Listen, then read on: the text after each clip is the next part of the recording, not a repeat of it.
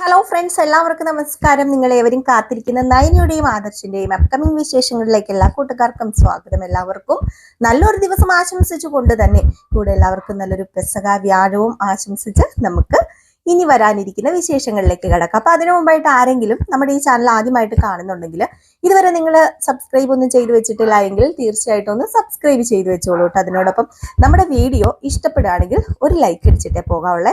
അപ്പൊ നമുക്ക് നേരെ വിശേഷത്തിലേക്ക് തന്നെ കടക്കാം. അങ്ങനെ ഇന്നലെ ഉച്ചയ്ക്ക് പറഞ്ഞതിന്റെ ബാലൻസ് കഥയാണ് ഞാൻ പറയുന്നത്. ഇത് ഇന്നും നാളെയും വരുന്ന വിശേഷമല്ല, അപ്കമിംഗ് വിശേഷമാണ്. ഇന്നും നാളെയും വരുന്ന വിശേഷം നിങ്ങൾക്ക് കാണാൻ ആഗ്രഹമുണ്ടെങ്കിൽ നമ്മുടെ മെയിൻ ചാനലിനകത്ത് നമ്മൾ ഇട്ടിട്ടുണ്ട് കേട്ടോ. അപ്പൊ നമുക്ക് വിശേഷത്തിലേക്ക് തന്നെ കടക്കാല്ലേ. അങ്ങനെ നമ്മുടെ നയനയെ സത്യം പറഞ്ഞു കഴിഞ്ഞിട്ടുണ്ടെങ്കിൽ ആദർശ് പൂട്ടിയിരിക്കുകയാണ്. നയനയും ദേവയാനിയും തമ്മിലുള്ള കള്ളക്കളി ആദർശ് കണ്ടുപിടിച്ചിരിക്കുകയാണ്. ആദർശിന് ഭയങ്കരമായിട്ടും ദേഷ്യമാണ് നയനയോടുണ്ടാകുന്നത്. അതുമാത്രമല്ല, എന്താ പറയുക, വിശ്വാസവഞ്ചന ചെയ്തു എന്നാണ് ആദർശ് പറയുന്നത്. പക്ഷെ അത് ഡയറക്റ്റ് ആയിട്ട് പറയുന്നൊന്നുമില്ല കേട്ടോ. കാരണം ഇവർ തമ്മിൽ സംസാരിക്കുന്നതും ഇവരുടെ തമ്മിൽ പ്രകടനങ്ങളും ഒക്കെ നമ്മുടെ ആദർശ് കണ്ടു. തൻ്റെ ഭാര്യ തന്നെ ചതിച്ചല്ലോ, ഇത്രയും നാള് താൻ തൻ്റെ ഭാര്യനെ വിശ്വസിച്ചിരുന്നു, മാത്രമല്ല ഏതും എന്നോട് പറയുന്നൊരു വലിയൊരു വിശ്വാസം എനിക്കുണ്ടായിരുന്നു. അപ്പൊ അതൊക്കെ പൊട്ടിച്ച് തകർത്തെറിഞ്ഞു. അതും നമ്മുടെ ആദർശിന് ഈ ഒരു വിവരം അറിഞ്ഞാൽ സന്തോഷം ഉണ്ടായിരുന്നേനെ. പക്ഷെ നമ്മുടെ ആദർശിന് ഇപ്പോൾ സന്തോഷിക്കാൻ പറ്റുന്ന സാഹചര്യമല്ല. തൻ്റെ ഭാര്യ തന്നിൽ നിന്നും മറച്ചു വെച്ചില്ലേ, പിന്നെ എങ്ങനെ നമ്മുടെ ആദർശ് സന്തോഷിക്കും?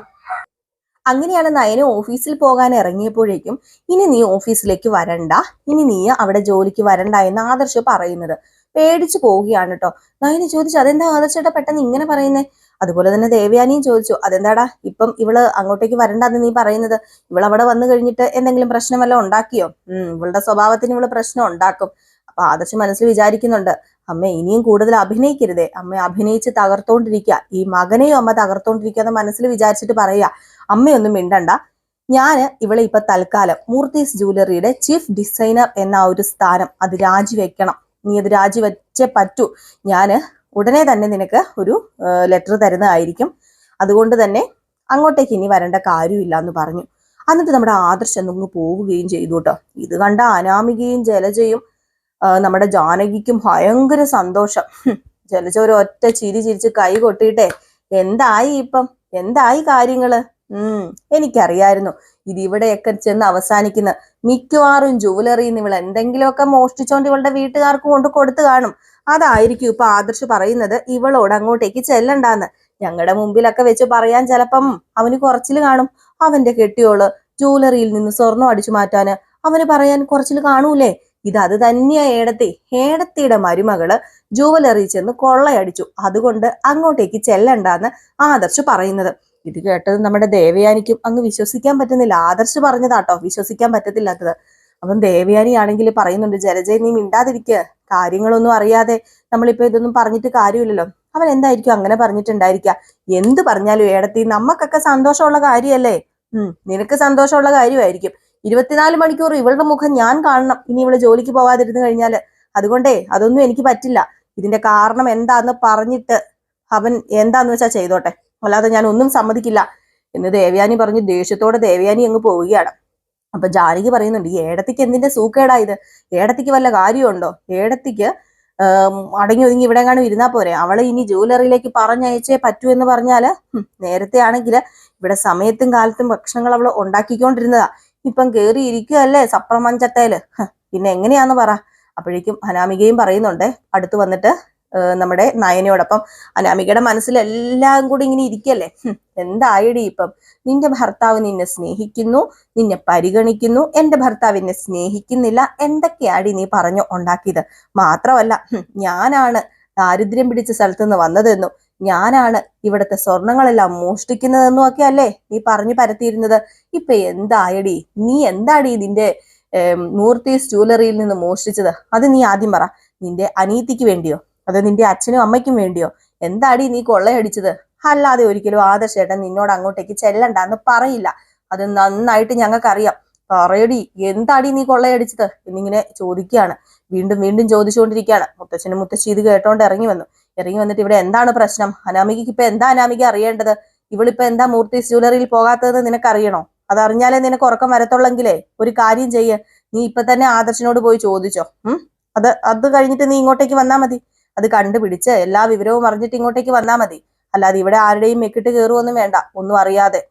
സത്യം എന്താണെന്ന് അറിയട്ടെ, അത് കഴിഞ്ഞിട്ട് മതി ഈ പ്രഹസനവും മറ്റുള്ളവരെ പഴിചാരലും ഒക്കെ എന്നൊക്കെ പറഞ്ഞപ്പം, അല്ല അച്ഛൻ ഇതൊന്നും അറിഞ്ഞില്ലേ? ഇവളോടേ ആദർശ് പറയാ ജ്വല്ലറി ചെല്ലണ്ടെന്ന്. അതിന്റെ പിന്നിൽ എന്തോ പ്രശ്നമില്ലേ? എന്താണെന്ന് ചോദിച്ചിട്ട് ആദർശ് മുൻ പറയുന്നുമില്ല എന്ന് ജലജ. അപ്പം ജലജയോട് വസന്തര പറഞ്ഞു, അയ്യോ ഒരു വലിയ ആന കാര്യമായി പോയി. ഒരു കാര്യം കിട്ടി കഴിഞ്ഞപ്പോഴത്തേക്കും എല്ലാം കൂടെ കൊത്തിപ്പറിക്കാണല്ലോ ആണല്ലോ എല്ലാം കൂടെ നയനമോളെ. അതെ, നയനമോളെ അവനിപ്പം അങ്ങോട്ടേക്ക് വിളിച്ചിട്ടില്ല എങ്കിൽ, അത് മാത്രമല്ല മൂർത്തീസ് ജ്വല്ലറിയുടെ സ്ഥാനം രാജിവെക്കണമെന്ന് പറയണമെന്നുണ്ടെങ്കിൽ അതിന് തക്കതായ ഒരു കാരണം കാണും, അത് ശരിയാണ്. പക്ഷെ ആ കാരണം എന്താണ് ഏതാണെന്ന് വ്യക്തമായിട്ട് അറിയാതെ ആരും ഇവിടെ നയനമോളെ കുറ്റപ്പെടുത്തേണ്ട കാര്യമില്ല. അതിന് ഞാൻ സമ്മതിക്കത്തുമില്ല. ജലജ, നീ നിന്റെ കാര്യം നോക്കിപ്പോക്കോ. പിന്നെ ജാനകി, എനിക്ക് ഒരു കാര്യം നിന്നോട് പറയാനുള്ളൂ. നിന്റെ മോൾ അനാമികയെ മര്യാദയ്ക്ക് നീ നിലക്കി നിർത്തണം.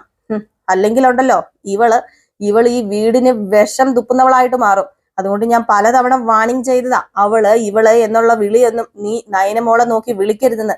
ഏടത്തിയുടെ സ്ഥാനം ഏടത്തിക്ക് കൊടുക്കണം. അല്ലാതെ നിനക്കെന്താ ഇതുവരെ വിവരവും പക്വതയൊന്നും വെക്കാറായില്ലേ? ഇത്രയ്ക്ക് നീ വളർന്നല്ലോ, നിന്റെ അച്ഛന്റെ അമ്മയുടെ സ്വഭാവം നീ ഇവിടെ എടുക്കരുത് എന്ന് പറഞ്ഞ് നമ്മുടെ അനാമികയും ഓടുകയാണ് അവിടെ നിന്ന്. അനാമികയും അങ്ങ് പോയി കേട്ടോ. ഈ സമയത്ത് നയന ഭയങ്കര വിഷമത്തോടെ നിൽക്കുമ്പോൾ നമ്മുടെ മൂർത്തി വന്ന് പറയുന്നുണ്ട്, മോള് എന്തിനാ വിഷമിക്കുന്നത്? മോള് വിഷമിക്കൊന്നും വേണ്ട, മോള് തെറ്റൊന്നും ചെയ്യില്ലെന്ന് ഞങ്ങൾക്കറിയാം. ഒരിക്കലും മൂർത്തീസ് ജ്വല്ലറിയെ തളർത്താൻ നീ ഒന്നും ചെയ്യില്ല. അതുമല്ല, നീ അവിടുന്ന് സ്വത്തോ പണമോ ഒന്നും അപകരിക്കില്ലെന്ന് ഞങ്ങൾക്ക് അറിയാം. പക്ഷെ ഇതിന് പിന്നിൽ എന്തോ ഉണ്ട്, അത് മോൾക്കറിയാമെങ്കിൽ അത് ഞങ്ങളോട് അങ്ങ് പറ. മുത്തച്ഛ, എനിക്കറിയില്ല. ആദർശേട്ടന് കുറച്ച് ദിവസമായിട്ട് എന്തോ നീരസം ഉണ്ടെന്ന് എനിക്കറിയാം. പക്ഷെ എന്താണ് ആദർശേട്ടൻ ഇങ്ങനെ പറയാൻ കാരണം എന്നൊന്നും എനിക്കറിയില്ല. ഞാൻ ഒരിക്കലും പ്രതീക്ഷിക്കാത്ത കാര്യമാണ് ഇപ്പൊ ആദർശേട്ടൻ എന്നോട് പറഞ്ഞത്. ആദർശേട്ടൻ ഞാൻ രാജിക്കത്ത് കൊടുക്കണമെന്ന് പോലും അല്ല, ഞാൻ എന്റെ സ്വന്തം ഇഷ്ടപ്രകാരമാണോ മൂർത്തീസ് ജ്വല്ലറിയിൽ ജോലിക്ക് പോകാൻ തുടങ്ങിയത്? അല്ലല്ലോ, ഞാൻ അവിടെ ജോലിക്ക് പോകുന്നതിന് മുമ്പ് തന്നെ വേണ്ട വേണ്ട വേണ്ട എന്ന് ആവർത്തിച്ച് പറഞ്ഞതാണ്. എന്നിട്ടും എല്ലാവരും കൂടെയല്ലേ എന്നെ മൂർത്തീസ് ജ്വല്ലറിയുടെ ചീഫ് ഡിസൈനർ ആയിട്ട് നിയമിച്ചത്. അതിനും ഞാൻ ഒരുപാട് എതിർത്തതാണ്. എന്നിട്ട് പോലും ഇപ്പൊ എന്താ ഇങ്ങനെയെന്ന് എനിക്ക് മനസ്സിലാവുന്നില്ല എന്നൊക്കെ പറയുന്നു. ഈ സമയത്താണെങ്കിൽ ആദർശ് ഓഫീസിൽ ചെന്ന് ദേഷ്യപ്പെടുകയാണ്. ആദർശ് ഓഫീസിൽ എല്ലാവരോടും ദേഷ്യപ്പെടുകയാണ് കേട്ടോ. തൊട്ടതിനും പിടിച്ചതിനും എല്ലാ സ്റ്റാഫുകളെ കുറ്റപ്പെടുത്തിക്കൊണ്ടിരിക്കുകയാണ് കേട്ടോ ആദർശ്. അപ്പൊ ഇതേ സമയമാണ് നമ്മുടെ അനാമികയ്ക്ക് സന്തോഷം കാരണം ഇരിക്കാനും നിൽക്കാനും ഒന്നും പറ്റുന്നില്ല. അനാമിക എന്ത് ചെയ്തു, നേരെ വേണുവിനെ രേവതിനെ വിളിച്ചിട്ട്, അച്ഛാ ഒരു സന്തോഷ വാർത്തയുണ്ട്. എന്താ മോളെ അവിടെ ഇത്രമാത്രം സന്തോഷ വാർത്ത? അവള് ചത്തോ ആ നയന? അവള് ചത്തില്ലെങ്കിലും വേണ്ടില്ല, ചത്താലും വേണ്ടില്ല, അതിനേക്കാളും അപ്പുറം ഒരു സന്തോഷ വാർത്ത. ഇഞ്ചിഞ്ചായിട്ടല്ലേ അവള് മരിക്കേണ്ടത്. അതുകൊണ്ട് തന്നെ അവളുടെ ഭർത്താവ് തന്നെ അവക്കെതിരെ തിരിഞ്ഞു. എന്താ ഞാൻ ഈ കേൾക്കുന്നത്? അടയും ചക്കരയും പോലെ ഇരുന്ന ആദർശും നയനയും പിരിഞ്ഞെന്നോ? ഇത് ഞാൻ വിശ്വസിക്കില്ല. അപ്പൊ രേവതി പെട്ടെന്ന് ഇങ്ങനെ തട്ടിപ്പറിച്ചിട്ട്, ഇങ്ങ് തന്നേ ഫോണ്. അല്ല മോളെ, എന്താ പ്രശ്നം? എന്താ പറ മോളെ. അത് പിന്നെ അമ്മേ, സന്തോഷമുള്ളൊരു കാര്യം തന്നെയാ. അവളെ നയന ഇനി മുതൽ ജൂവലറിയിൽ പോകുന്നില്ല. അവളോട് രാജിക്കത്ത് കൊടുക്കണമെന്നാ ആദർശേട്ടൻ ആവശ്യപ്പെട്ടത്. രാജിക്കത്തോ? എന്തിന്? പെട്ടെന്ന് ഇങ്ങനെ ഉണ്ടാകാൻ കാരണം എന്താ? കാരണം എന്താണെന്നൊന്നും അറിയില്ല. ഏതായാലും രണ്ടുപേരും കൂടെ മുട്ടനടിയായിട്ടുണ്ട്. അല്ലെങ്കിൽ പിന്നെ ഇങ്ങനെ രാജിക്കത്ത് കൊടുക്കണം എന്നൊക്കെ പറയുമോ? അവള് രാജിക്കത്ത് കൊടുക്കുകയും ചെയ്യും. വാശിക്ക് കുറച്ച് കൂടുതലുള്ള കൂട്ടത്തിലാണല്ലോ അവള്. ഏതായാലും ഇനി നമ്മളെല്ലാം പ്രതീക്ഷിച്ചിരുന്നത് പോലെ രണ്ടുപേരും കൂടെ തല്ലി പിരിയാൻ പോവാ. ഇതിന്റെയൊക്കെ പിന്നില് വല്യമ്മയാണോ എന്ന് എനിക്ക് ചെറിയൊരു സംശയം ഇല്ലാതില്ല. കാരണം വല്യമ്മ പറഞ്ഞിരുന്നു ഇവരെ രണ്ടുപേരെയും പിരിക്കും ഒരു ദിവസം. മിക്കവാറും അതായിരിക്കും നടന്നിട്ടുണ്ടായിരിക്കാം. ഏതായാലും ഇവിടെയുള്ള എല്ലാവരും ഉണ്ടോ ഭയങ്കര സങ്കടത്തിലാ. മുത്തശ്ശനും മുത്തശ്ശിക്കും ആണെങ്കിൽ, ആ കിളവനും കിളവിയാണെങ്കിലോ ഇപ്പം തളർന്നു കുത്തിപ്പിടിച്ചാ ഇരിക്കുന്നത്. നയനയാണെങ്കിലോ റൂമിൽ നിന്ന് ഇറങ്ങുന്നു പോലുമില്ല. ഇതിൽ കൂടുതൽ സന്തോഷം എനിക്ക് വേറെ വരാനുണ്ടോ? മോളെ, എപ്പോഴും ദൈവം അവളെ പുകഴ്ത്തിപ്പിടിച്ച് നിൽക്കില്ല. നമുക്കും ഒരവസരം കിട്ടും. ഈ അവസരം നമ്മൾ മുതലെടുക്കണം. ഈ അവസരമാണ് നമ്മൾ മുതലെടുക്കേണ്ടത്. ഈ അവസരത്തിൽ നീ എന്ത് ചെയ്യണം? എല്ലാവരുടെയും മനസ്സിൽ കയറി പറ്റണം. നീ എല്ലാവരുടെയും മനസ്സിൽ കയറി പറ്റിക്കഴിഞ്ഞാലേ ഈ നയനയ്ക്ക് കിട്ടിയ സ്ഥാനം നിനക്ക് കിട്ടാൻ പോവുക. അതുകൊണ്ട് ഈ അമ്മ പറയുന്നത് പോലെയൊക്കെ നീ ചെയ്യണം എന്ന് പറഞ്ഞുകൊണ്ട് നമ്മുടെ രേവതി കുറെ കാര്യങ്ങളൊക്കെ ഉപദേശിച്ചു കൊടുക്കുകയാണ്. നമ്മളെ മ്യൂട്ട് ചെയ്ത് വെച്ചിട്ടോട്ടോ കേൾപ്പിക്കുന്നത്. ഭയങ്കര സന്തോഷത്തോടു കൂടി നമ്മുടെ അനാമിക ഇങ്ങനെ നിൽക്കുകയാണ്. ഇത് കഴിഞ്ഞിട്ട് വേണു ചോദിച്ചു, എന്താടി, എന്താ മോള് പറഞ്ഞത്? അത് പിന്നെ വേണുവേട്ടാ, അവള് പറഞ്ഞത് ശരിയാ, ആദർശും നയനയും തമ്മിൽ തല്ലാണെന്ന്. അവളോട് ജ്വല്ലറിയിൽ ചെല്ലണ്ടെന്ന് പറഞ്ഞത്രേ. ചീഫ് ഡിസൈനർ എന്ന ആ സ്ഥാനം രാജിവെക്കണമെന്ന് ആവശ്യപ്പെട്ടത്. ആണോ? അല്ല, ഇതിന് മാത്രം എന്ത് പ്രശ്നം ഉണ്ടായത്? എന്ത് പ്രശ്നം ആയിക്കോട്ടെ, നമുക്ക് കേൾക്കാൻ കൊതിച്ച കാര്യമാണോ നമ്മൾ കേട്ടത്? അതിൽ നമ്മൾ സന്തോഷിക്കുക, അതല്ലേ ചെയ്യേണ്ടത് എന്നൊക്കെ പറഞ്ഞു. ഈ സമയത്ത് പിന്നെ കാണിക്കുന്ന സീൻ എന്ന് പറഞ്ഞാൽ നമ്മുടെ ജലജേനെയാണ്. അങ്ങനെ ജലജയോട് ജാനകി പറയാ, അതെ ജലജെ, എനിക്ക് തോന്നുന്നത് ഇതെല്ലാം ഏടത്തിയുടെ പ്ലാനാണെന്നാ. ഏടത്തി തന്നെയാ ഇതിന് പിന്നില്. ഏടത്തി എന്തോ തിരി കൊളുത്തിയിട്ടുണ്ട്. അവൾ ഇവിടെ നിറക്കാനുള്ള തിരി. ആ തിരി കൊളുത്തി ഇപ്പൊ ആ തിരി കത്തി, ആ തിരി പൊട്ടി.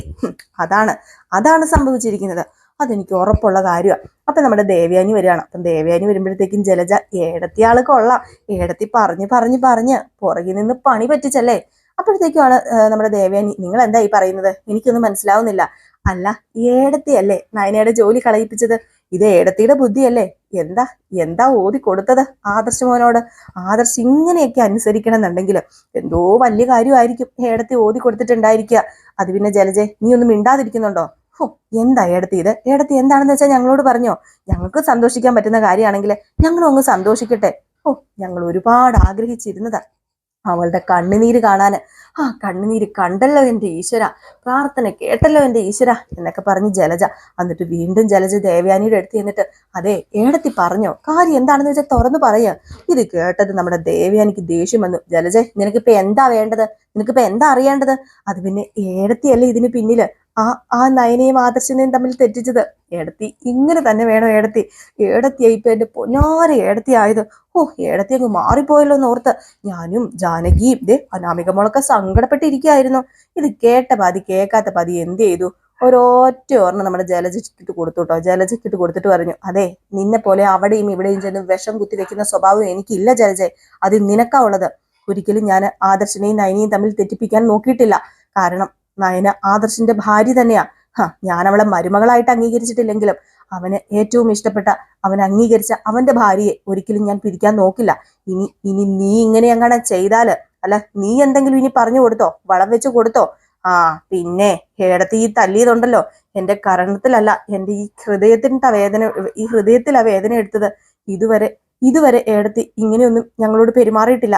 ഏടത്തിയുടെ ഈ മാറ്റം ഉണ്ടല്ലോ വല്ലാണ്ട് ഞങ്ങളെ വേദനിപ്പിക്കുന്നുണ്ട് എന്നൊക്കെ പറഞ്ഞുകൊണ്ട് ജലജ. അപ്പം പറഞ്ഞു, ജലജയെ, നിന്നെ വേദനിപ്പിക്കുന്നുണ്ടെങ്കിലേ നീ ഒരു മനുഷ്യ സ്ത്രീ ആയിട്ട് ജീവിക്കാൻ ആദ്യം പഠിക്കുക. അത് കഴിഞ്ഞിട്ട് മതി ഒരാളുടെ പരാജയം കാണുമ്പോൾ ഇങ്ങനെ അട്ടഹസിച്ച് ചിരിക്കല്ല ചെയ്യേണ്ടത്. അവള് എന്റെ ശത്രുവാ, നിങ്ങളുടെയും ശത്രുവായിരിക്കാം എന്ന് വെച്ച് ഇല്ലാത്ത കാര്യങ്ങൾ പറഞ്ഞുണ്ടാക്കരുത്. അതുപോലെ തന്നെ എനിക്ക് അനാമികയോടും ഒന്ന് പറയാനുണ്ട്. അവള് എന്ത് കൊള്ളയടിച്ചെന്നാ നിങ്ങൾ ഈ പറയുന്നത്? ഒരിക്കലും നയനെ അങ്ങനെ കൊള്ളയടിക്കില്ലെന്ന് എനിക്കറിയാം. ഇഷ്ടമില്ലാത്തതായ എനിക്ക് നയനെ, പക്ഷേ ഉള്ള കാര്യം പറയാതിരിക്കാൻ പറ്റില്ലല്ലോ. അതുകൊണ്ട് തന്നെയാ പറഞ്ഞത് എന്ന് പറഞ്ഞ് നമ്മുടെ ദേവയാനി അവിടെ നിന്ന് പോവുകയാണ്. കാരണത്തെ അടിയും കൊണ്ടിട്ട് നമ്മുടെ ജലജ ഇങ്ങനെ നിൽപ്പുണ്ട് കേട്ടോ. ഏതായാലും കാത്തിരുന്ന് തന്നെ കാണാല്ലേ ഇനി എന്താ സംഭവിക്കാൻ പോകുന്നത്. അപ്പൊ എല്ലാവരും കാത്തിരിക്കുക. അപ്പൊ എല്ലാവർക്കും വീണ്ടും നല്ലൊരു ദിവസം ആശംസിച്ചുകൊണ്ട് നിർത്തുകയാണ്. നെക്സ്റ്റ് വീഡിയോ ആയിട്ട് നമുക്ക് നാളെ ഉച്ചയ്ക്ക് കാണാം. അതുവരെ എല്ലാവർക്കും ടാറ്റാ, ബൈ ബൈ.